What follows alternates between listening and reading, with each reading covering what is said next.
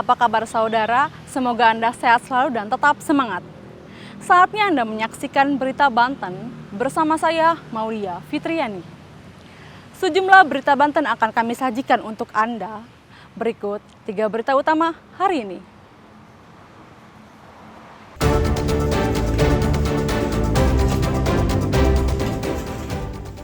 Lapuk termakan usia, tembok rumah warga miskin di Cilegon ambruk.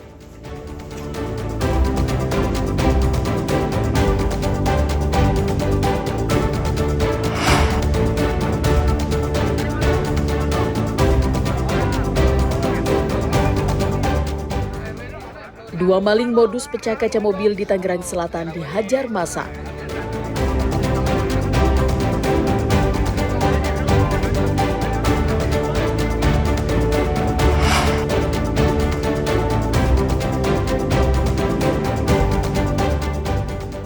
Harga jual kelapa di tingkat petani di Kabupaten Lebak tetap rendah.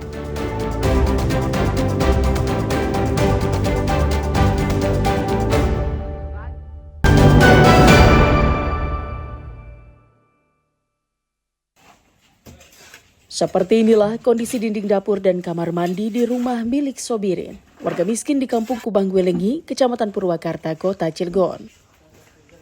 Dinding rumah ambruk karena bangunan sudah lapuk termakan usia. Warga bergotong royong membersihkan puing-puing reruntuhan agar penghuni rumah bisa menutup bagian yang jebol itu menggunakan terpal.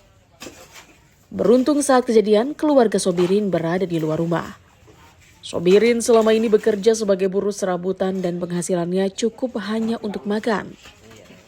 Temboknya itu udah tembok lama, Pak. Terus ada genteng yang bocor, belum sempat dibenerin, jadi kena air, jadi lama-kelamaan jadi lembab. Jadi belum sempat dibenerin sama yang punya karena kemungkinan nggak punya dana, jadi keburu roboh dulu seperti itu.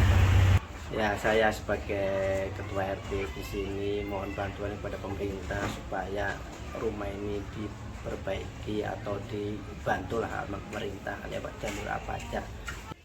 Warga sekitar berharap pemerintah Kota Cilegon segera memberikan bantuan agar penghuninya bisa menempati rumah tersebut lebih layak.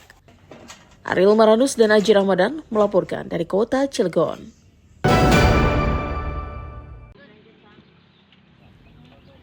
Penemuan ular sanca yang memangsa ternak kembali terjadi di Kabupaten Serang.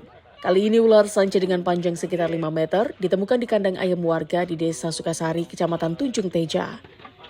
Pemilik kandang menemukan ular saat memberi makan ternaknya. Pemilik kandang tidak berani menangkap ular tersebut karena ukurannya yang cukup besar. Tim damkar yang mendapatkan laporan bergegas menangkap.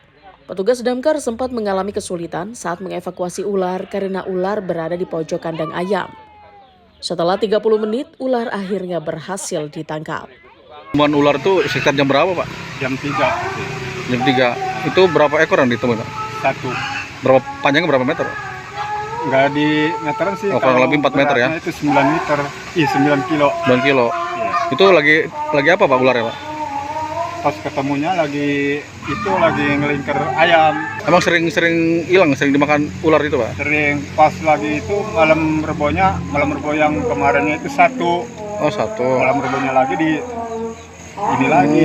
Paranin lagi ke sini. Paranin. Salah satu warga melaporkan ada seekor ular jenis sanca di kandang ayam. Pemilik mendengar suara ayam ribut. Nah, ternyata pas dicek ada seekor ular sanca. Satu ekor berukuran kurang lebih 4 meter, 4 atau 5 meter. Dan ayam beberapa ekor telah dimakan oleh ular tersebut. Untuk sementara, ular yang berhasil ditangkap akan diamankan di Posko Damkar Kecamatan Petir dan rencananya akan diserahkan ke Balai Konservasi Sumber Daya Alam di Kota Serang. Ariel Maranus dan Ahmad Sayuti melaporkan dari Kabupaten Serang. Karena membandel berjualan di bahu jalan, petugas Satuan Polisi Pamung Praja Kabupaten Serang membongkar 35 lapak pedagang yang berjualan di bahu jalan di Pasar Citu Siherang, Desa Cikande, Kecamatan Cikande. Penertiban dilakukan karena pedagang mengambil bahu jalan yang mengakibatkan kemacetan di Jalan Ciherang setiap hari. Salah seorang pedagang mengaku dirinya berjualan di tempat itu setelah membayar ke salah satu oknum warga yang dikenal dengan nama Badak. Untuk sewa 1 tahun, pedagang membayar 6 juta rupiah. Namun saat dilakukan penertiban, oknum warga tersebut menghilang. Iya per tahunnya. Berapa bayar? Tapi setelah digusur mah orangnya nggak ada sini. Oh, berapa bayar? 6 juta. 6 juta Iya per tahun. per tahun. Bayar ke siapa? Ke si Badak orang sininya. Udah berapa lama dagang sini? Ya baru kemarin sih. Baru berapa Banyak lama? yang baru-baru yang udah digusur pada bayar semua. Akhirnya mah setelah penggusur kayak gini mah orangnya nggak ada. Satpol PP juga menghimbau ke pedagang untuk berjualan di lokasi pasar yang sudah ditentukan oleh pemerintah daerah. PP sesuai dengan tugas pokok fungsi, yaitu berdasarkan Perda nomor 2 tahun 2018 tentang tertibu.